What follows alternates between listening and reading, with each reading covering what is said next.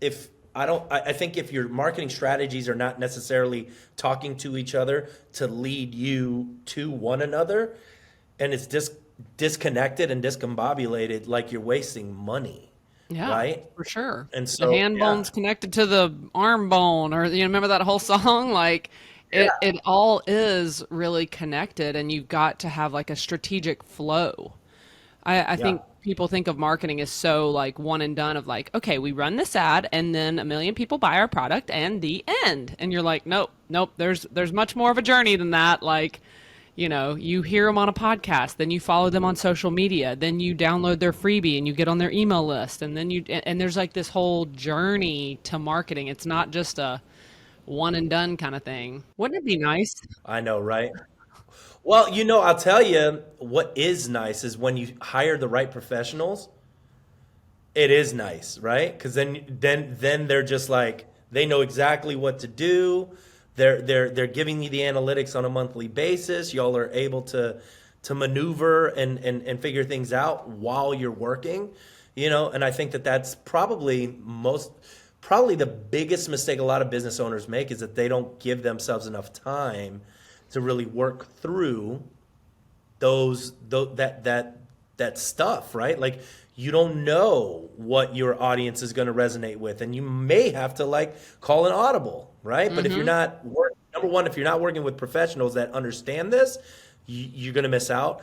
And number two, if you're not doing this on a long enough basis, if you're not consistent for long enough period, you're not going to see the results either. It's Totally. one of those investments.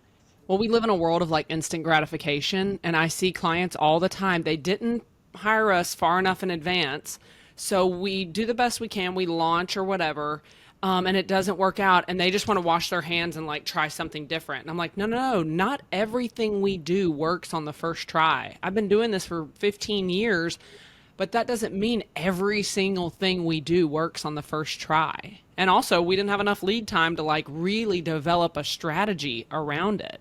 So the first try, maybe that's where you pull data and then you tweak a little bit to go for the second round. But again, we're so trained for like, I want to hit a button and everyone buy my product. And they think that we're going to give them that. So a lot of it for us is like agency owners is managing expectations of people, of clients, that they listen to podcasts, they read books, they watch stuff on Instagram, and they're like, see, they became a millionaire overnight. Why selling hair clippies? Why aren't my hair clippies making me $1 million? Well, it, it's not a, you don't flip a switch on and it turn. If it were that easy, why would we have businesses? No one would need us. Yeah, we would all be trillionaires. I say that all the time. I'm like, especially because we're doing social media videos, and they're like, Armando, what's gonna hit? And I'm like, if I knew what was gonna hit, man, like we would be quadrillionaires. Like we don't know what's gonna hit, but if you do it long enough and you put out a volume of content, some law of averages states that something's gonna hit. Yeah, and the data Something's will going show you. and the data will show you. Exactly. You'll follow that. That's awesome. Y'all, Whitney is so knowledgeable. Um, when you talk to somebody immediately that's in the business, you can really tell if they know what they're talking about or they don't know what they're talking about. And like you definitely know what you're talking about. So I Thank you. really, people are definitely in good hands working with you. So talk to me about your customer journey and how that works. Like when they want to work with us. Hmm. Okay, so this is a great point. When people reach out to us, I usually like to hop on a call with them. I don't have like packages per se. I really just like to kind of hear from them what's been happening in their business. I always jokingly like refer to it like a doctor's office. Somebody comes in, you let's say you go see a doctor and you're looking for professional advice about what's happening to your body, right? And the doctor's like, "Hi, would you like a Z pack, a Tylenol, or chemo? You pick." And you're like, "Wait, what? What? Oh, how do I know what to pick? Like, aren't you the doctor? Don't you want to like listen to my heartbeat or take my temperature or like look at my charts from my history or anything?" And the doctor's like, "No, no, no. You just pick. Do you want chemo? Let's do chemo. That might work. That might help you." Like talk about spaghetti on a wall.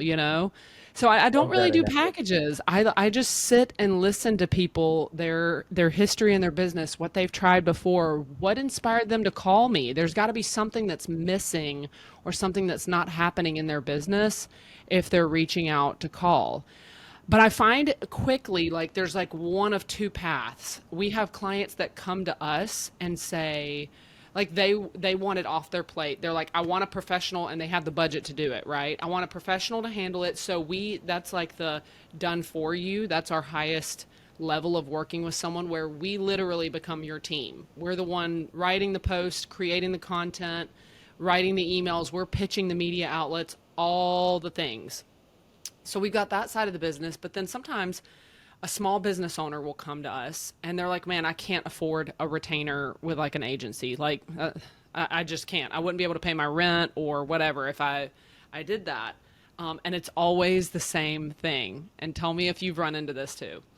So they have hired somebody to help with their marketing, someone in person, usually in house, and we call her Mackenzie, right? So Mackenzie is 22 and she's right out of college and she's really smart. This is like the words of the client. She really Yeah. knows TikTok and she knows what she's doing. Like she's, like I'm gonna, roll with Mackenzie for a little while. But what they find is that Mackenzie's doing stuff, but like it's spaghetti on a wall, right?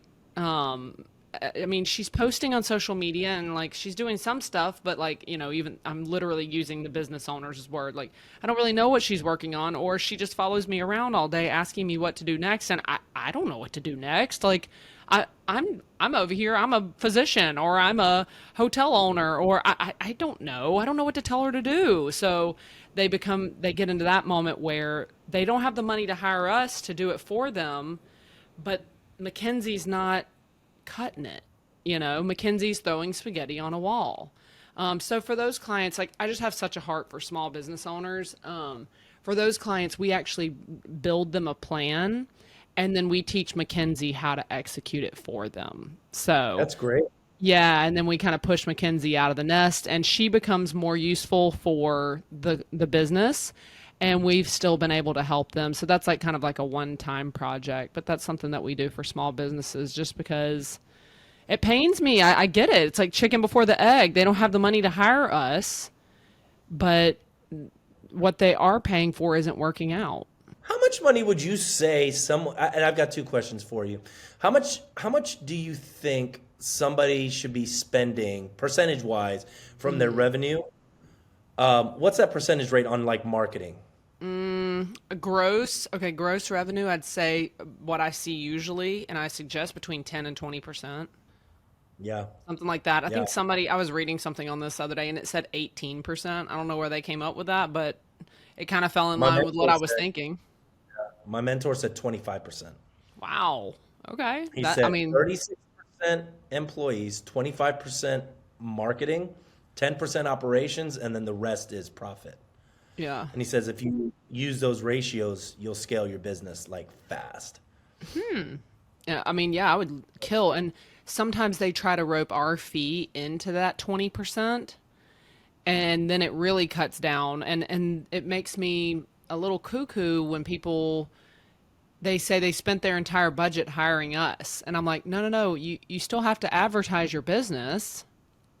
You know, like we're not the think of it like hiring a marketing director. You don't hire a marketing director and then stop advertising everywhere. No, you give the marketing director control over the budget because they're the expert and say, hey, marketing director, you've got X dollars per year. How do you see us spending this most effectively? So that's always something I ask people when they go to hire us is like, what type of budget would you give us to work with after hiring us? And if they say, Yeah. oh, well, I don't know, I was going to spend my budget to hire y'all, then I'm like, red flag, red flag, like, Do you find that some business owners don't even know what their pain points are? yes, I honestly, I think they are focused on one pain point is like my business isn't growing or my product isn't selling. Like that's the main pain point in their brain, but there's like other symptoms behind that that they're not even realizing, you know? So, I mean, I think the main issue behind that pain point is that there's so much noise in the world today. That's not even probably a good word for it, but there's so many options, right? It's like you need to, and again, they listen to like podcasts and they read marketing books and they listen to speakers on marketing and PR and business strategy. And they hear all these ideas of like, well, you should have an email list, but you should also have a text list. And are you doing Google ads? What about your Google My Business? What's happening on social media? What's happening on your TripAdvisor account? Are you buying print ads? What about radio? What about like, and they're so freaking overwhelmed that one of two things happens. They either try to do it all, and all of their efforts are so watered down that literally nothing works, or they become paralyzed and they literally just don't do anything because they're just Yeah. like, I don't know where to go, just like completely overwhelmed. And in option Yeah. A, they're trying so much stuff, nothing's working, that it teaches them in their mind like those tactics don't work, and that's not true. It's that you're either there could be a lot of things, but like so they get into this moment of like confusion and they just give up, you know? I'll tell you, I had an epiphany the other day. Have you ever read the book, The Road Less Stupid? No, but I totally should Look, probably. so good. It talks about what he calls the dreaded dumb tax, and that's the things that we don't know as business owners that is hurting us, right? And so I feel like a big pain point, and you can weigh in obviously. It feels like a big pain point for a lot of businesses is that they're especially visionaries because they have so many ideas, right? But then it comes to like I guess the making sense of the ideas, the organization of the ideas, right? And then the prioritizing Execution. of the ideas, right? And then the execution of the ideas, right? Because I think that might be the one of the biggest problems is like, all right, let's figure out what it is that you're trying to accomplish first and foremost, right? And then we can kind of maybe reverse engineer, and then that way we're a little bit more intentional in terms of marketing. Would you say that that's accurate? Yeah, I mean, I think so. And again, it's just it's a spaghetti on the wall moment. That's why when I saw your podcast was named that, like that is marketing in a nutshell. Is like people don't give anything a chance to actually work, you know? So, Yeah. and I think that's one of the most valuable things because I tell clients this all the time. Like, they can find a million agencies. There's a million PR agencies out there, there's a million social media agencies out there. You can find people on freaking Fiverr to do your stuff. If you really need to go cheap, cheap, go for it. Be my guest. But what you won't find is like a strategic partner that actually helps guide your business and really looks at the data to like become like a counselor to you, you know? So we take all that noise that's happening where they're like, should I be doing radio? Should I be doing Google ads? Should I be doing, and we like, no, no, no, no, no, no. If you want to reach your person, we're going to do this, this, this, and this, and that's it. All those other things go away. Let's put all of our budget and time into these four things that actually speak to your people, and don't worry about any of that other stuff.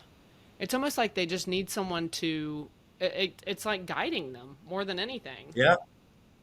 Sometimes this like little McKinsey person is a great team member, but the CEO just isn't equipped to lead them because the CEO is not a marketing person.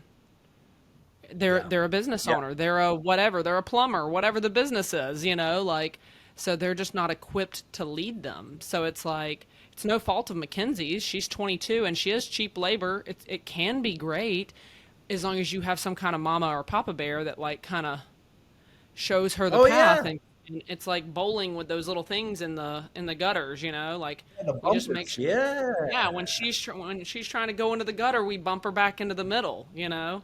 There So you go. How did you land on this? What was your spaghetti on the wall moment? what do you mean land on On like? marketing, like how did were you like just searching and searching and then this just like came about? You know, I don't know, honestly. Like growing up, I people used to tell me I should be like a TV person, you know. first it was radio, and then they told me I should be a TV, like a news reporter, and I was like, that could be cool.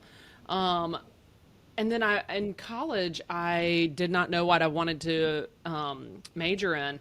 And I did communication because I just thought that's really flexible, right? Like I like people. I've always been very outgoing. I'm the baby of the family, so naturally, like I'm outgoing. And I did communication because it was broad, and I didn't want to be pigeonholed into one career. You know, like if you go to law school, like you pretty much you got to go be an attorney or a teacher. You know, you can go teach law, I guess, but like communication is so broad. And then I went to grad school at Florida State, and one of my teachers was a consultant. He was a solopreneur forever, definitely like Mad Men era, and he like represented Xerox and Cindy Crawford and like all these like crazy cool clients, and that's what opened my eyes to like I didn't even know there were like solopreneurs out there in PR. You know, I watched Sex in the City with Samantha, and she had her own PR show.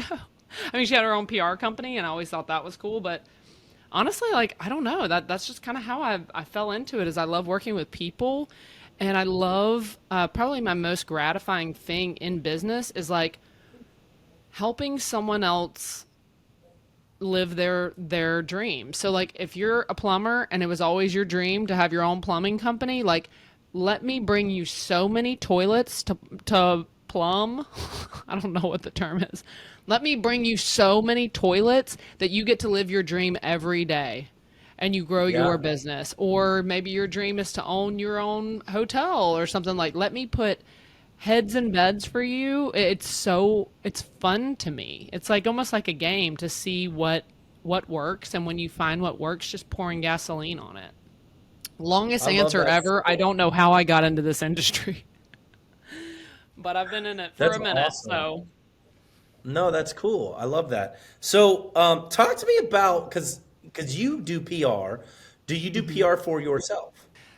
I'm getting better at it now. I'll be honest with you, for the last few years of the agency, I've been so in the business that I've never really worked on the business. I mean, I Mhm. have, but not in the way that I should. So I'm just, and I do some PR for myself. Like I do a lot of speaking gigs. I actually, this Friday, I'm leaving to go to Tampa. I'm going to speak at an entrepreneurship conference on Saturday in Tampa.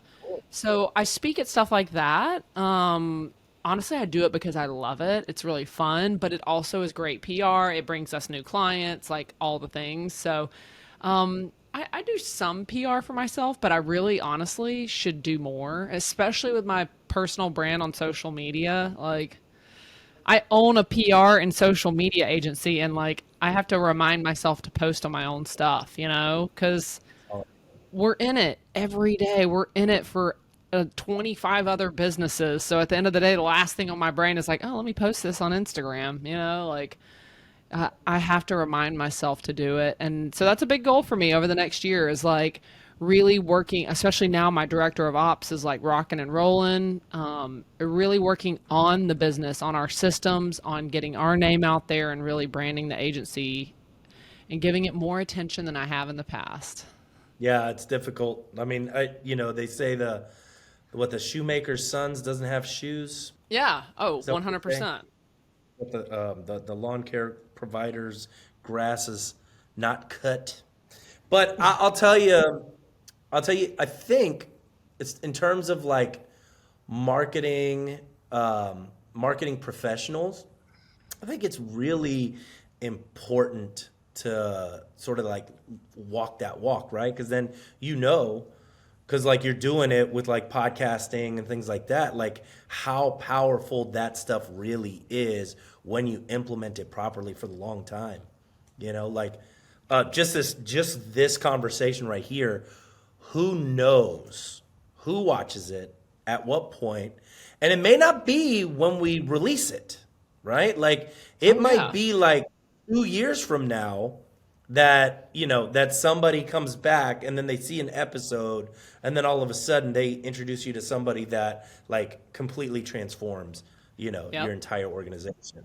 That's the beauty of the you know internet is like most of these things, the beauty and the pain of the internet is like some things never go away, you know, but in a good way, you know, like it's all building your evergreen presence. So I've been working on my personal brand more, or just getting it out there more now that I've gotten a little more structure and freedom with my time. So that's a big goal. But yeah, like I mean, how ridiculous. And I do that too. Like when I look at other agencies and I see that they don't have any presence online, I'm like, but you do this for other people, you know? Yeah. So we have a team member But on you're our doing it. team that actually dedicates her time, not all of her time, but one of her accounts is True Story PR, and she manages the social. We have email funnels and whatnot set up for, when I speak at gigs and things like that. So Can you guys, and you set that up for people too, right? yeah, Email totally. create online courses for businesses? Do we currently? Can you? Oh, yeah, absolutely. We've worked in programs like Kajabi and Teachable, where we Mhm. actually helped some of our clients, especially like service providers that have a lot of knowledge. We've set up courses for them too. We worked with a medical cannabis practice, so not a dispensary. As soon as I say that, people are like, "Oh, can I buy from?" No, it's like not the dispensary; it's the actual practice that gives you the medical marijuana card, like your prescription, to go into the dispensary. But that was one thing we pushed for them for so long, is like, gosh, the amount of education that people would pay for out there, of like, such a big opportunity. And courses, it's so funny you mentioned that. I literally just interviewed somebody that has a course creation agency, and that's all they do is create courses. And because the That's all. course industry is like a whole other revenue stream that people aren't even thinking about. Yeah, I think, and you're on it. Like, the podcast to the speaking engagements to the social media content, creating the landing page, pushing them, and creating that online course that becomes your lead magnet in order to get more business. I mean, I think it's pretty simple in terms of thinking about it and wanting it. My problem has been a pain point that I've had is finding the right people to handle that from beginning to end. Interesting. Like handling the email sequence, or like the journey, I guess, from like they hear Yeah, the about whole you, then what happens, correct. Yeah, Yeah. it's like, and like if they do want to create an online course, like I got a guy that I know can write a book for you. Shout out to Michael Devon. But what he does is he interviews you, he creates your job, the title of the book, all of the table of contents, and then they just interview you, and then like they create the book for you, like write it, publish it, like the whole nine, like it's just done for you all the way through, And I'm like, yes, why not do that with an online course like company? But it's a lot of the companies are like a done with you. Like they want to teach you how to do it. And I'm like, no, I want you to do it. I just want you to Yeah. do it. Like Yeah, you and do if it. and there are people out there that are willing to pay for that. Like, I can sell the Yeah. heck out of this thing. I just don't have time to build it. Now, I do think it'll be a little different if you need to make the videos. You know what I mean? Like, if you are the source of knowledge and you're creating this course, yes, you personally are going to have to like sit down in front of a camera and film those videos. But otherwise, like in a writing a book scenario, like absolutely, let somebody ghostwrite that for you. Yeah. No, I'm down. So if you know somebody that can course create, I mean, we'll do the videos and then they can, and then y'all take it over in terms of like creating the course with all of the branding and the colors and all of that. And then you Mm-hmm. come in and you help with the email automations so that they can get nurture sequences. Do you Yes. guys do you guys work on like customer journey emails too? Totally. So we look at a few things every time we take on a client and we're going to be handling their emails. We look at their automations. What automations are already set up? So a new subscriber, is there a journey for a new subscriber? Maybe it drips out 3 to 4 emails of what they need to know about your business or your practice or your destination, so like a new subscriber, or there's so many different ones. For hotels, we use like a booking abandonment, where we create a whole drip funnel. For anybody who doesn't know what that is, it's like we're dripping out emails one by one that like strategically have messaging to lead them to something at the end. Um, So we look at their automations, we look at their monthly communication. Maybe it's like an editorial style newsletter or something like that. Totally not trying to sell people on something, just offering like education, offering value in some way.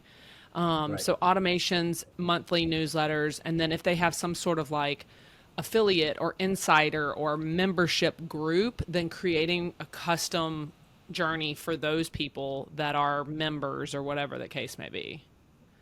How did you how did you get training on that, I guess, is like, at what point to send an email at that certain point so that, like how are you timing it? Is it because you've done it so many times that you know the best practices or It's a little bit of a mixture. I would say best practices, but also just trial and error, you know? And looking at their data it's always interesting because unless we're working with a startup, we usually walk into someone else's stuff, right? It's like, so right? we log into their account and just poke around and look at the data of like when they have sent before, what time of day they were sending, what kind of response they were getting, and open rates and all that kind of stuff. So sometimes we can look at their historical data. If they don't have any historical data, then we just go with what we know, of, I mean, what I find, email open rates are really bumped. Tuesday morning is like in the industry, the quote unquote best time to send an email, but I think it all depends on your audience and what their lifestyle is. And this just goes back to I preach this all the time on my own podcast about like really knowing your audience and what their lifestyle is like. We have some clients that Sunday night is a banging time to send an email. Saturday morning, bright and early Saturday morning. It just depends on if your person is in the workforce. Weekdays, they could be overwhelmed with emails. And so on the weekend, when an email pops up, they're like, what's this? And they're more likely to open it. I like that. You're So I right. encourage people to test. That's cool. I like that. And then you guys Yeah. just follow the analytics, follow the Yeah. numbers. Everything I do, again, we know best practices, but it is so I always like caution my listeners on my podcast and social media about like taking blanketed advice from podcasts because even what works for one medical professional may not work for another one. And you might be in the exact same industry, but your audience is a little different or your area is different. If you have a brick and mortar, like the seasonality of your area could be affecting things. And there's just so many factors that play a role that I always tell people just be so cautious of taking blanketed advice of like the best time of day. I just did an episode of the best time of day to post on social media. All these articles are garbage. There's no best time. You got to know your person and what they're up to. So when I was at the Hilton Sandestin, that was my job before I started the agency. Early morning on social media was killer because we learned our audience was moms, right? And moms are up early because kids are up early and kids are going to school and whatnot. During the school year, early morning would crush it. We'd get so much engagement. Now in the afternoon, nope, too crazy. Dinner time, too crazy. That they're not responding. But we noticed there was a shift in the summertime because their kids weren't in school. So the early morning posts didn't really do as well. So I say all that to say there's no perfect answer. I wish I could make it that simple, but there's industry standards for anyone who's listening. I'm doing air quotes. There's industry standards, but I'm a firm believer of like getting in and testing, and the data will always tell you what you need to do or what's best. I've had Hallelujah. clients I've had clients that are like, I've been doing this business for 30 years, girl. I've been doing this longer than you've been alive. I'm older than 30. I've been doing this longer than you've been alive. I know my audience. I know my area. I know this. And then I pull data from their website and I'm like, okay, well, but look at this. The data says otherwise, but who am I? Like, uh, Don't shoot the don't be, messenger. yeah. And then yeah, don't shoot the messenger, but like, I'm just pulling data. So like it's like the scale doesn't lie. The data doesn't lie. Numbers you don't know? lie. All the Yep. numbers. So, yeah, and we're Whitney. geeky about it. That's awesome.